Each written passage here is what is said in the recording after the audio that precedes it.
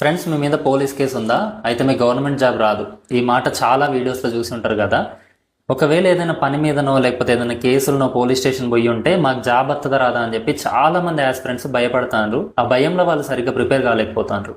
నేను ఈ డిపార్ట్మెంట్కి రావడానికి ముందు కోర్టులోనే జాబ్ చేసిన కాబట్టి ఈ పోలీస్ కేసు గురించి, ఈ గవర్నమెంట్ జాబ్ రిలేటెడ్ నాకున్న నాలెడ్జ్ అంతా కూడా మీకు షేర్ చేయడానికి ట్రై చేస్తా. ఫస్ట్ ఆఫ్ ఆల్ ఫ్రెండ్స్, మీరు ఒక విషయం గుర్తుపెట్టుకోండి. డిస్క్వాలిఫికేషన్ ఆఫ్ అపాయింట్మెంట్ చూసుకుంటే ఇక్కడ ఏం చెప్తుందంటే point number 5 and point number 6, a person who has been convicted for any offence in any court of law.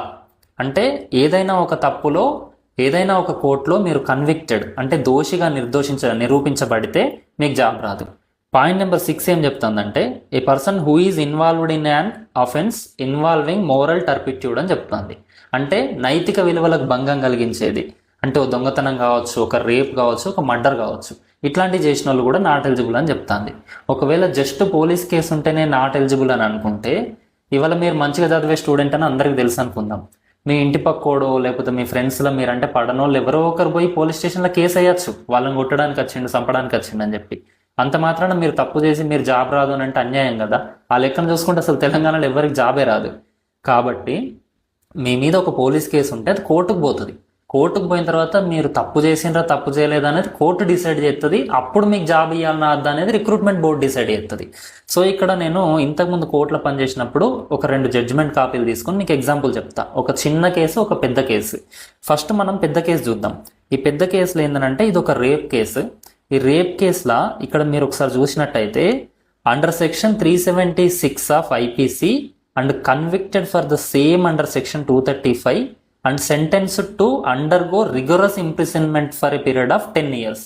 అంటే ఈ దోషికి ఈయన కన్విక్ట్ అయిందని ఇక్కడ క్లియర్గా జడ్జిమెంట్లో రాస్తూ 10 సంవత్సరాల జైలు శిక్ష అనేది ఇచ్చారు.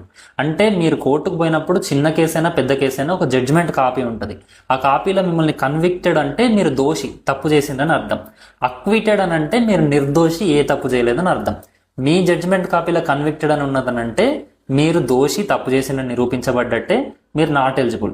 ఇంకొకటి చూసుకున్నట్టయితే ఇది ఒక డ్రంక్ అండ్ డ్రైవ్ కేసు అన్నమాట.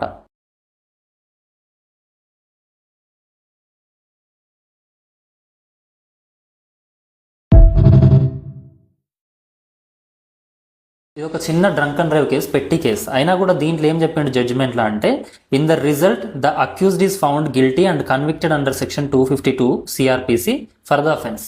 ఇక్కడ ఏం చేసిండ్రు, జైలు శిక్ష ఏం వేయలేదు, 2000 ఫైనే వేసిండ్రు, కానీ కన్విక్టెడ్. దీన్ని మనం నోటిఫికేషన్తో సింక్ చేసి చూసుకున్నట్టయితే ఇక్కడ పాయింట్ నెంబర్ 5 ఏం చెప్తుంది, ఎనీ అఫెన్స్, ఏ తప్పు చేసి కన్విక్ట్ అయినా కూడా నాట్ ఎలిజిబుల్ అని చెప్పేసి చెప్తుంది. అంటే ఇక్కడ మీరు చిన్న తప్పు చేసినా పెద్ద తప్పు చేసినా అది కోర్టు వరకు పోవద్దు, కోర్టులో మీరు కన్విక్టెడ్ అని రావద్దు. ఇది మాత్రం చాలా ముఖ్యమైన విషయం. ఇది కాకుండా మీ మీద పోలీస్ స్టేషన్లో ఒక కేసు ఉన్నంత మాత్రాన మీరు తప్పు చేసినట్టు కాదు. ఇది ఫైనల్. ఇంకొక కేసు ఉంటుంది, మీ మీద ఒక పోలీస్ కేసు, ఒక కోర్టు కేసు ఉంటుంది.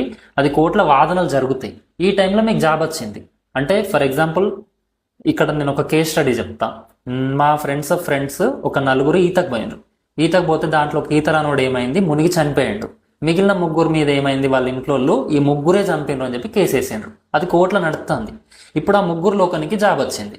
ఇప్పుడు వానికి గవర్నమెంట్ జాబ్ ఇవ్వాలన్నా ఇయ్యద్దా అని అంటే ఆ కోర్టుల వాదన జరిగినన్ని రోజులు ఆ పర్టికులర్ పర్సన్స్, ఆ 3 ఎవరైతే ఉన్నారో వాళ్ళు తప్పు చేసినట్టు కాదు, చెయ్యనట్టు కాదు.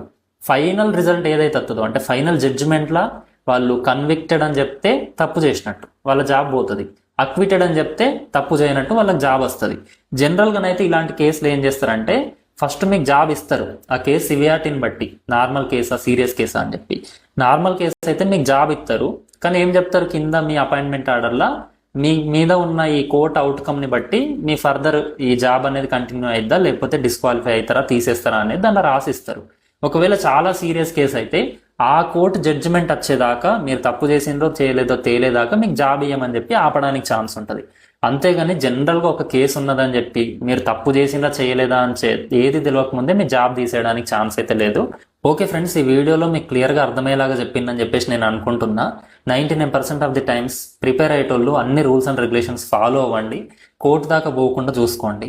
ఇప్పుడు నేను చెప్పింది మీకు యూస్ఫుల్ అనిపిస్తే ఖచ్చితంగా షేర్ చేయండి. ఎందుకంటే చాలామంది ఆస్పిరెంట్స్ ఈ కన్ఫ్యూజన్లో ఉన్నారు. ఏదో ఒకసారి పోలీస్ స్టేషన్ పోయేస్తే నాట్ ఎలిజిబుల్ అని, కోర్టుకు పోయేస్తే నాట్ ఎలిజిబుల్ అని, కోర్టులో కేసు ఉంటేనే నాట్ ఎలిజిబుల్ అని. అట్లాంటిది ఏం లేదు. మీరు తప్పు చేసిండ్రని రుజువు అయ్యేదాకా మీకు ఎలాంటి నష్టం కూడా జరగదు. సో మీరు ఏ తప్పు చేయకుండా మంచిగా ప్రిపేర్ అవ్వండి. All the best. ఈ వీడియో మన ఫ్రెండ్స్కి షేర్ చేయడం మర్చిపోవద్దు, ఎందుకంటే చాలా మందికి ఉపయోగపడే వీడియో. Thank you.